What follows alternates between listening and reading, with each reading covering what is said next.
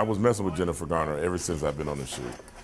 But once I saw her do that flip off the wall, I said, you know what, I'm gonna give it up to you. I said, I'm not messing with you anymore, because anybody that can run and do a flip off the wall is really good to me.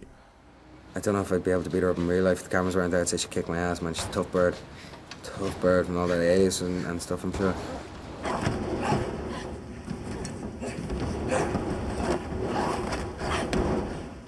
Nice.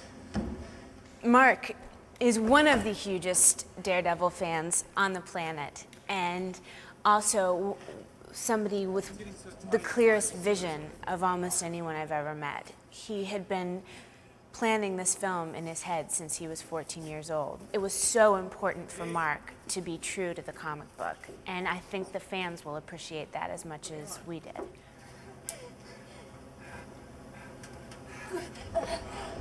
It sounds silly, but it was kind of the end of innocence when you were a kid reading about characters you loved and someone got murdered in the comics, and one of those characters dies. And it was really a new experience, you know, for you as a kid to realize that people can die in these stories. It was a big breakthrough in comics. That was from Frank Miller's era in the 80s.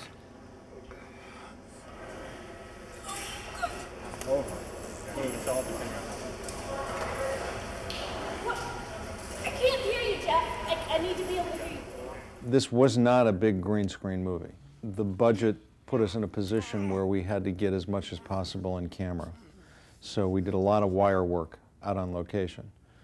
And that kept us from doing more visual effects than we might otherwise have probably liked to do. There are only a few occasions in the movie where Daredevil's leaping around and jumping around, where green screens were necessary.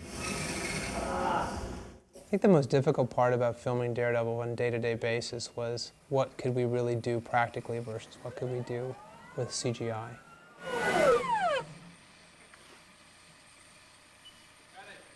When I started out, I wanted to have everything as realistic as possible. So that was always where we started from.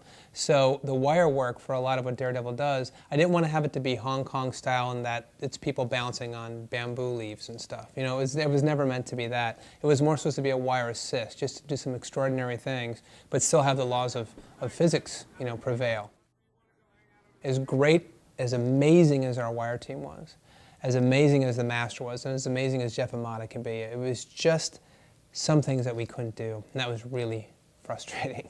So we actually found that by keeping things real with the wire work, we were actually servicing the story better and making it more real by using CGI. Wire work will eat up your shooting night. It can be so frustrating. And you do take after take after take, and you'll watch, in our case, not the sun go down, but the sun come up, and you realize you're running out of valuable time. We had one shot where Daredevil did a huge leap from one building to another. It was a very dangerous stunt. And rather than jumping like this, because of the nature of the wire work, he did this slide from one building to another, which is very unnatural. Of course, he would have just plummeted.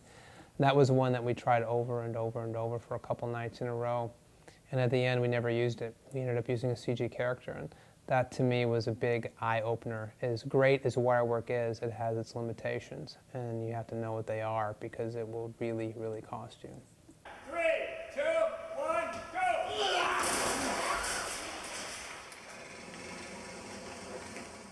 And action.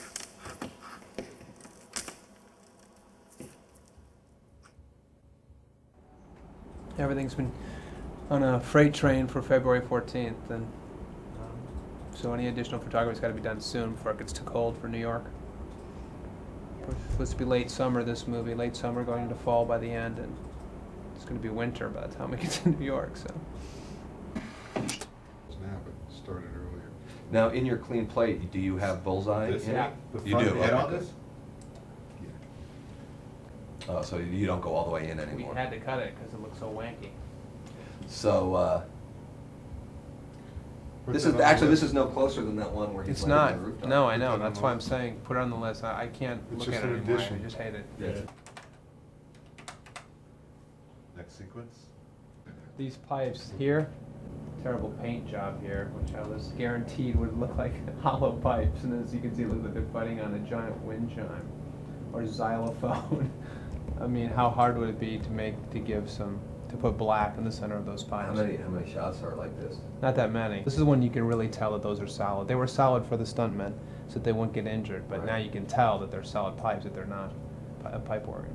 I mean, I know how to do it. It just is what it will cost us. Yeah, there's one. You never really know what you have until you sit down, you watch it all, and you realize finally what you really didn't need and what you still do need. It's always sobering.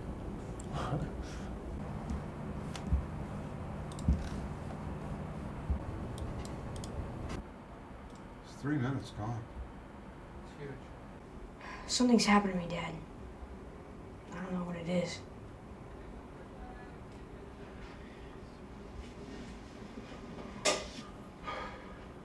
I'm sorry, Maddie. I'm so sorry.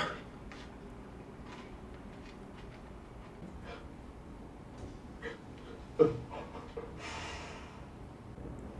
is huge. If this doesn't work out, the whole movie doesn't work. If the father-son relationship doesn't work, the movie will not work. And I feel that strongly about it, so that's why we spend so much time trying to get this origin story right.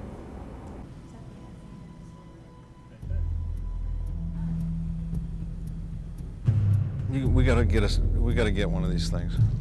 Do we have a Psy at the office? They're in New York now. Can we request one? I requested to keep one. I was told no. Just tell him I really need a Psy. Tell him I'm having emotional problems with these 2 Psy shots, and Rich needs a Psy for his Halloween costume. we have a photoreal look to this movie, unlike some others. So we don't get away with anything. That's a challenge. I mean, there's always a little license paid to movies that deal with fantasy. God, that doesn't work. If you watch how it animates now, it almost looks like he's seeing it. It also looks like he's looking up at it. You know what? He shouldn't have looked up. I know. Could have been great if he was just looking right at camera the whole time. Yep. All right, let's do a CG head replacement. ED88 04 Oh, that's gotta hurt. Amazing what Jennifer will do for a movie, huh? So I think everything needs to be brightened up. I think the specularity's gotta be nice and crisp, and the shinier it is, the more frightening it's going to look. We've essentially created a CG stuntman that looks like Ben. I mean, if it all looks great, but he's animated funny, doesn't work. If he's animated great, but he doesn't look real, you don't get away with that. Let's say the animation and he looks real, but the backgrounds he's being put over don't look real, you don't get away with that. So we have to nail everything on this movie. We need to work on him a bit. If I were getting pulled, if he were getting pulled, he's got to have a serious yank. He's got to have a serious yank, and then he needs to pull himself up. I'm not seeing any stress on his arm, on his shoulder. I need a prop. Let's just go forward to that frame. Just go frame by frame. If this were to be real and it was actually locked into the fan, the first thing that would happen, he would have no control of it. He's not that strong. This would go. That would go first.